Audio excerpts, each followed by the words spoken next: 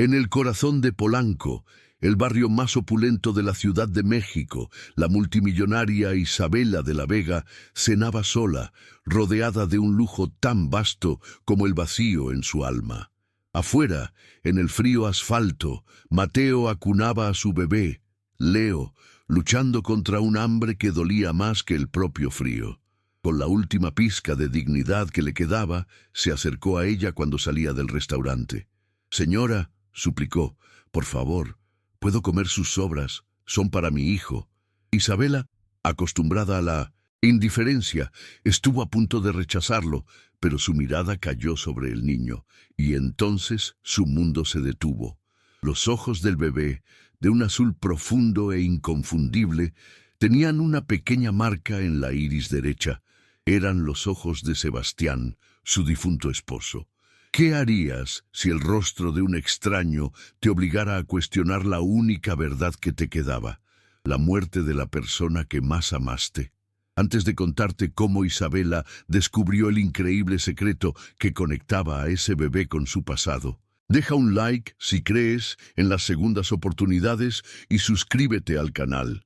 Créeme, no querrás perderte lo que sucede cuando el destino decide reescribir una historia de una manera tan impactante.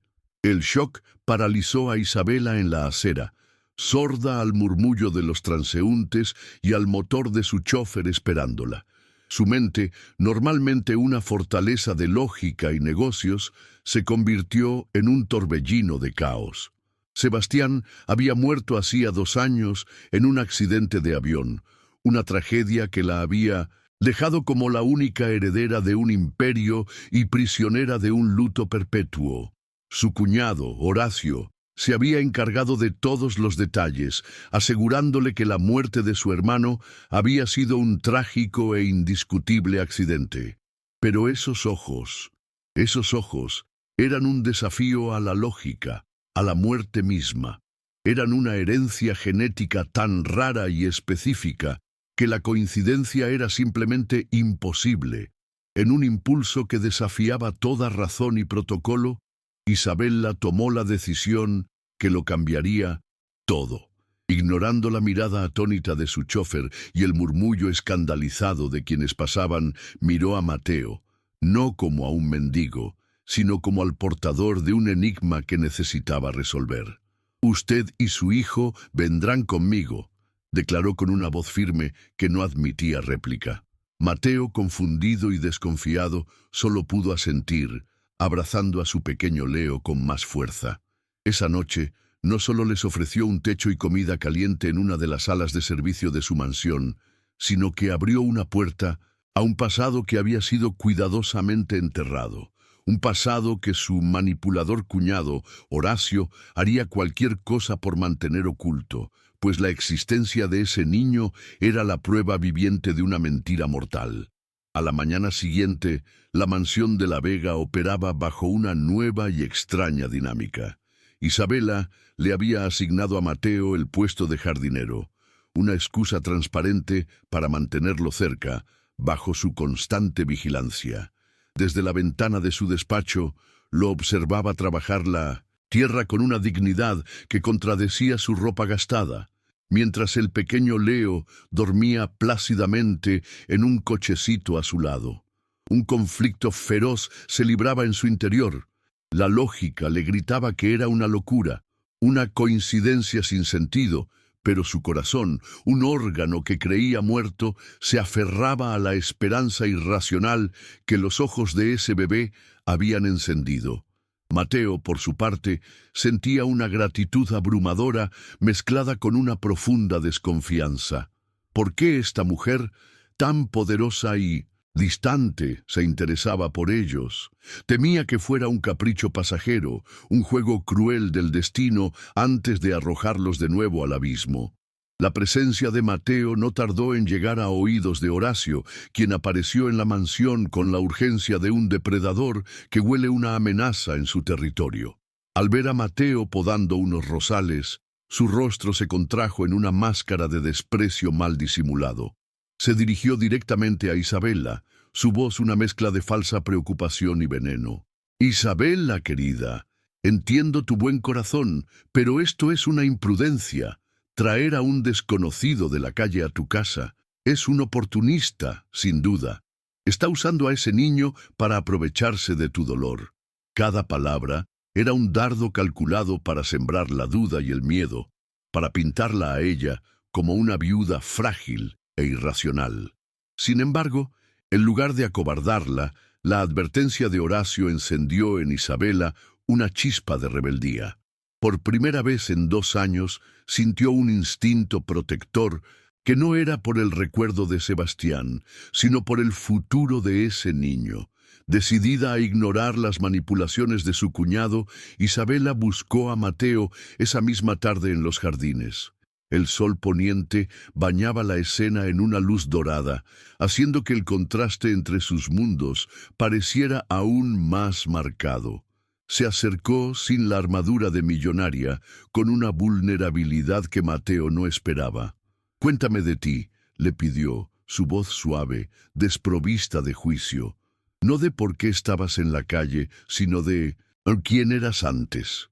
Mateo, al principio receloso, vio en sus ojos una soledad que reflejaba la suya. Con vacilación le habló de su vida como carpintero, de un taller que había construido con sus propias manos y de cómo lo perdió todo por una falsa acusación de robo, un montaje que nunca pudo desmentir. Mientras hablaba, Isabela no veía a un mendigo, sino a un hombre íntegro destruido por la injusticia. Una frágil alianza comenzó a tejerse entre ellos, unida por el dolor y la incipiente esperanza de encontrar la verdad. Esa noche, incapaz de dormir, Isabela se sintió atraída por el estudio de Sebastián, una habitación que había permanecido cerrada, como un mausoleo desde su muerte. El aire estaba cargado de recuerdos, del aroma de su colonia y de libros viejos. Con el corazón latiéndole con fuerza, comenzó a revisar sus cosas, buscando algo, cualquier cosa que explicara la conexión imposible. En el fondo de un cajón, bajo una pila de viejos contratos, encontró una pequeña caja de madera. Dentro no había joyas ni documentos importantes, sino un único objeto, una pulsera de bebé de plata, oxidada por el tiempo, con un nombre grabado que no era el suyo ni el de nadie que conociera: Mateo. Junto a ella, una nota arrugada con la caligrafía de Sebastián: «Lo encontré. Tengo que corregir el error de nuestro padre». El mundo de Isabela se tambaleó. Ya no era una coincidencia. Era el inicio de una verdad que había sido enterrada a la fuerza. El descubrimiento de la pulsera y la nota de Sebastián fue como una descarga eléctrica en el alma de Isabela. Ya no había lugar para la duda, solo para una verdad aterradora que Horacio, con su falsa preocupación, había intentado enterrar junto a su hermano. La rabia, una emoción que no había sentido en años, desplazó al luto. Al día siguiente, su cuñado volvió a la mansión, pero esta vez su máscara de amabilidad se había resquebrajado, revelando la impaciencia de un tirano. Al ver que Isabela no solo no había despedido a Mateo, sino que pasaba tiempo con él en los jardines, supo que debía actuar de forma contundente. Horacio hizo una llamada, su voz destilando un veneno calculador mientras informaba a los servicios sociales sobre un niño en riesgo y a la policía sobre un vagabundo sospechoso que se había infiltrado en la casa de su vulnerable cuñada. Las sirenas rompieron la paz de la mansión de la Vega con una violencia que hizo temblar a todos. 2 patrullas y un vehículo de servicios sociales se detuvieron frente a la imponente entrada, un espectáculo diseñado por Horacio para humillar y aterrorizar. Mateo, que jugaba con Leo en el césped, sintió un pánico helado recorrerle la espalda. Era su peor pesadilla hecha realidad. El sistema, el mismo que le había fallado antes, venía a arrebatarle a su hijo. Isabela salió corriendo, su rostro una máscara de furia gélida al ver a los oficiales y a una trabajadora social acercándose con una orden en la mano. Desde la ventana de su auto, estacionado al otro lado de la calle, Horacio observaba la escena con una sonrisa satisfecha. Era su golpe maestro, la jugada que separaría a Isabela del único eslabón que la conectaba con la verdad. Señora de la Vega, recibimos una denuncia anónima sobre el bienestar de este niño, dijo la trabajadora social, su tono profesional apenas ocultando el juicio en su mirada. Mateo se aferró a Leo, temblando, incapaz de articular palabra, viendo su mundo desmoronarse por segunda vez. Pero entonces algo cambió en Isabela. La viuda frágil y solitaria desapareció y en su lugar surgió una leona. Se interpuso entre los oficiales y Mateo, su voz resonando con una autoridad que no habían escuchado en años. Esta denuncia es una calumnia malintencionada. Este hombre, el señor Mateo, y su hijo están bajo mi protección personal y residen aquí por mi expresa invitación. Cualquier intento de separarlos será respondido con todo el peso de mi equipo legal. Los oficiales, sorprendidos por su ferocidad, retrocedieron un paso.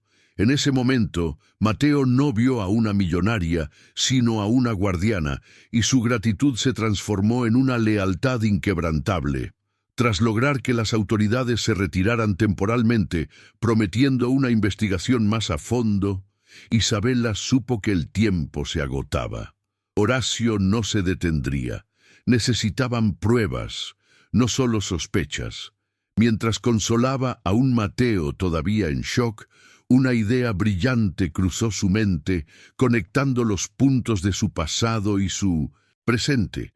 Recordó las historias que Sebastián le contaba sobre su juventud, sobre su amor por la carpintería, un oficio que aprendió de un viejo capataz de la constructora de su padre, un hombre llamado Ricardo. Sebastián lo adoraba, pero Ricardo había sido jubilado de forma abrupta por Horacio poco después del accidente. «Tenemos que encontrarlo», dijo Isabela, su voz llena de una nueva urgencia. Si alguien sabía los secretos de Sebastián, era él. La esperanza, antes una chispa débil, se convirtió en una llama voraz que los impulsó a actuar. La búsqueda de Ricardo se convirtió en una carrera contra un fantasma. Isabela movilizó a su asistente personal, pero cada pista terminaba en un callejón sin salida. Los registros de la empresa habían sido meticulosamente alterados. El archivo de Ricardo vaciado. Su dirección, su número de teléfono, incluso los detalles de su jubilación forzosa, todo había sido borrado o redirigido a cuentas inexistentes. Era como si Horacio, con una previsión escalofriante, hubiera anticipado este momento y hubiera borrado al hombre del mapa. Isabela sintió un escalofrío. La maldad de su cuñado era una red mucho más vasta y oscura de lo que había imaginado. Mateo, al ver la desesperación en sus ojos, le puso una mano en el hombro, un gesto de firmeza que la ancló. «No nos rendiremos», prometió, su voz un ancla en medio de la tormenta. Desanimados, regresaron al estudio de Sebastián, el santuario que ahora se sentía como un centro de operaciones. Mientras Mateo mecía a un dormido Leo, Isabela tomó una de las viejas agendas de cuero de su esposo, buscando una conexión, un eco de su voz. Pasó las páginas llenas de reuniones y números, hasta que sus dedos encontraron un pequeño bolsillo oculto en la contraportada. Dentro, un trozo de papel doblado, amarillento por el tiempo. Lo abrió con manos temblorosas. Eran solo unas pocas palabras escritas con la caligrafía apresurada de Sebastián. Ricardo, San Miguel del Monte. Y, debajo, una dirección. No era una simple nota, era una guía, un testamento de confianza dejado por el hombre que ambos, de diferentes maneras, habían perdido. La esperanza regresó con la fuerza de un huracán. Al amanecer, sin alertar al personal, Isabela y Mateo partieron en un auto discreto, con Leo durmiendo seguro en su silla de bebé. El viaje hacia San Miguel del Monte fue un silencio cargado de tensión y expectativas. Cada kilómetro que los alejaba de la ciudad era un paso hacia la verdad, pero también hacia un peligro desconocido. Mientras tanto, en la mansión, Horacio descubrió su ausencia. La furia lo consumió. Sabía que no era una simple excursión.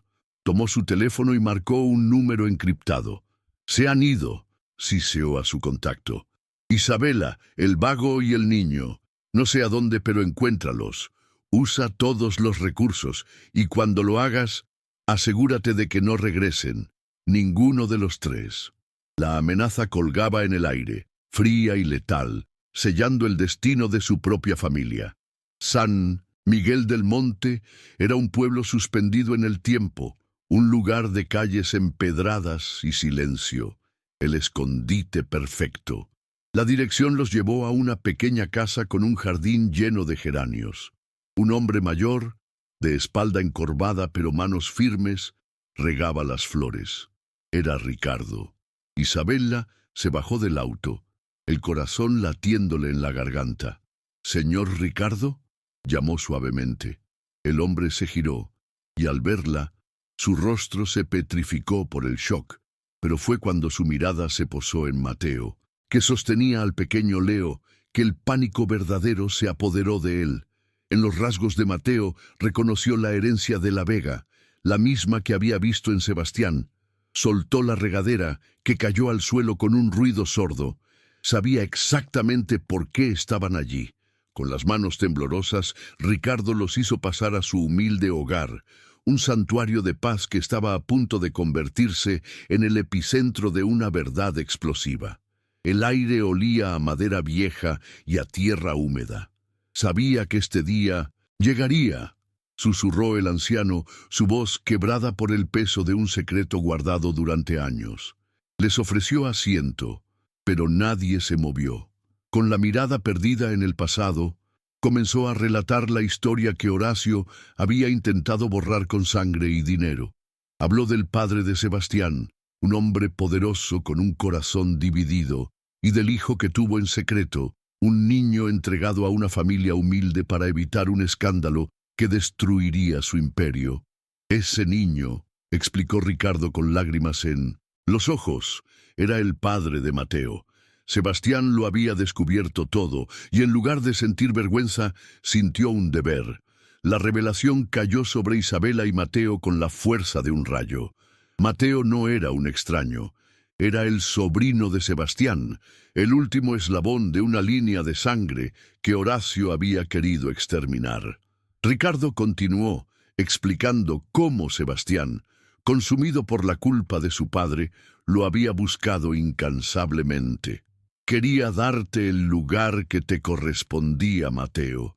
Quería que tú y tu hijo tuvieran el apellido de la Vega, la fortuna, la familia que te fue negada. Para probar sus palabras, Ricardo abrió un viejo baúl y sacó una caja. Dentro, un test de ADN que Sebastián se había hecho en secreto y una copia del testamento que planeaba firmar, donde le dejaba a su sobrino la mitad de todo. Mateo se desplomó en una silla. El rostro de su hijo Leo, dormido en sus brazos, era ahora el reflejo de un legado robado. Isabela, por su parte, sintió un orgullo inmenso por el hombre que amó, un héroe hasta el final. Justo en ese instante de catarsis emocional, el rugido de un motor de lujo rompió la tranquilidad del pueblo. Un auto negro frenó bruscamente frente a la casa, levantando una nube de polvo. La puerta se abrió de golpe y de él emergió Horacio, su rostro desfigurado por una furia que ya no podía ocultar. Había seguido a Isabela, su paranoia finalmente confirmada. Al verlos a todos reunidos, la viuda, el mendigo y el viejo traidor, supo que el juego había terminado. «Así que lo encontraron», gritó, su voz un gruñido animal. «¡Felicidades! Han desenterrado un fantasma. ¿Y ahora qué? ¿Creen que un viejo senil y un muerto van a arrebatarme lo que es mío?» Avanzó hacia ellos, sus ojos fijos en Mateo con un odio asesino. La máscara de tío protector se había hecho añicos, revelando al monstruo que había estado allí todo el tiempo, esperando el momento para atacar. Cegado por la rabia y la arrogancia de quien se cree intocable, Horacio cometió su último y fatal error. Se rió, una carcajada seca y desquiciada que heló la sangre de todos. Sebastián era un tonto sentimental. Iba a regalar la mitad de nuestro imperio a un don nadie, a la sangre sucia de un error de mi padre. Tuve que detenerlo. Ese avión no se cayó por accidente, así como tu pequeño taller no se incendió por casualidad, Mateo. Yo me encargué de todo para proteger nuestro nombre. Cada palabra era una confesión, un clavo más en su propio ataúd. Pero en su monólogo de Mínores villano, no se percató del pequeño punto rojo que brillaba en el teléfono que Isabela sostenía con una mano firme. Estaba grabando todo. La verdad no solo había sido revelada, había sido capturada, sellando el destino de Horacio para siempre. La justicia finalmente tenía una voz. El sonido agudo de las sirenas rasgó el silencio de San Miguel del Monte, un eco de justicia que llegaba tardíamente pero con una fuerza implacable. El rostro de Horacio se descompuso, pasando de la furia arrogante a una palidez de pánico puro al ver a los oficiales rodear la humilde casa de Ricardo. Su mundo de poder y mentiras se desmoronaba sobre el suelo polvoriento de un pueblo que despreciaba. Mientras lo esposaban, su traje de diseñador manchado de tierra, su mirada se cruzó con la de Isabela. No vio miedo en ella, sino una fuerza gélida, la misma que él había intentado extinguir durante años. Mateo, por su parte, abrazaba a Leo, sintiendo cómo el peso de una vida de injusticias se levantaba de sus hombros. La verdad, grabada en un simple teléfono, había sido más poderosa que todo el imperio de Horacio. El juicio fue un escándalo nacional que sacudió los cimientos de la alta sociedad mexicana. La grabación de Isabela fue la prueba irrefutable que condenó a Horacio de la Vega a pasar el resto de su vida en prisión por el asesinato de su hermano y la conspiración contra su sobrino. Con la verdad finalmente expuesta, Mateo fue reconocido legalmente como Mateo de la Vega, heredero legítimo de la mitad de una fortuna que nunca supo que le pertenecía.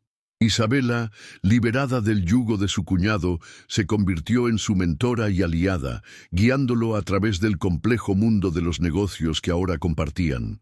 Juntos, no solo se dedicaron a sanar las heridas del pasado, sino que comenzaron a transformar el imperio, infundiéndole un sentido de propósito y justicia que Sebastián habría deseado. 2 años después, la mansión de la Vega ya no era un mausoleo de soledad, sino un hogar vibrante, lleno de risas. Las puertas, antes cerradas al mundo, ahora se abrían para eventos de la fundación que habían creado en honor a Sebastián, ayudando a familias que, como la de Mateo, habían sido víctimas de la injusticia. Isabela y Mateo, ahora casados, lideraban el imperio como un equipo inseparable. Su amor forjado en la adversidad era el pilar de su nueva vida.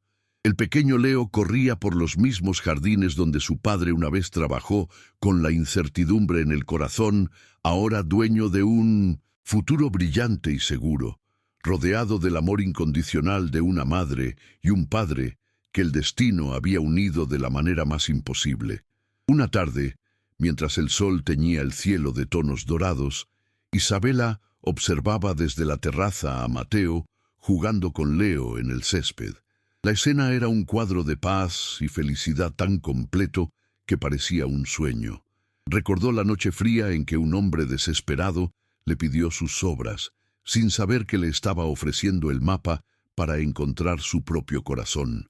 Su viaje había sido un torbellino de dolor, revelaciones y traición, pero había culminado en esto: una familia real, un amor verdadero. Porque el verdadero tesoro no estaba en la fortuna heredada, sino en el amor que habían construido valientemente sobre las cenizas del dolor y la mentira, probando que incluso las historias más oscuras pueden tener el más luminoso de los finales. Si esta historia tocó tu corazón y te hizo creer que el amor verdadero nunca muere, por favor, comparte este video.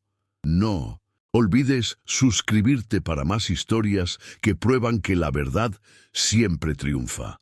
Gracias por vernos. La historia de Isabela y Mateo es una prueba contundente de que el destino a menudo escribe sus guiones más sorprendentes en los momentos de mayor desesperación y soledad. Por un lado, una multimillonaria prisionera en una jaula de oro, ahogada en el luto. Por el otro, un padre digno luchando por la supervivencia en el frío asfalto. ¿Quién podría haber imaginado que la humilde petición por unas sobras de comida sería en realidad el catalizador de un milagro?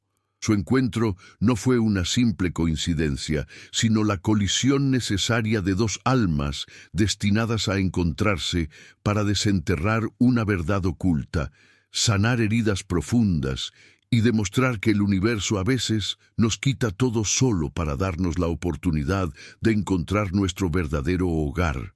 Esta no es solo una historia sobre justicia y una fortuna recuperada. Es, sobre todo, un testimonio del poder inquebrantable del amor verdadero. Ese amor que no entiende de clases sociales, de apellidos o de cuentas bancarias, sino de corazones que se reconocen en la vulnerabilidad y se eligen en medio del caos. Nos enseña que las segundas oportunidades son reales, no solo para vivir, sino para amar de nuevo, para construir una familia sobre las cenizas del dolor y la traición. La herencia más valiosa que Sebastián dejó no fue su imperio, sino el invisible hilo del destino que guió a Isabela y a Mateo el uno hacia el otro, probando que la verdad, por más que intenten enterrarla, siempre encuentra la manera de salir a la luz.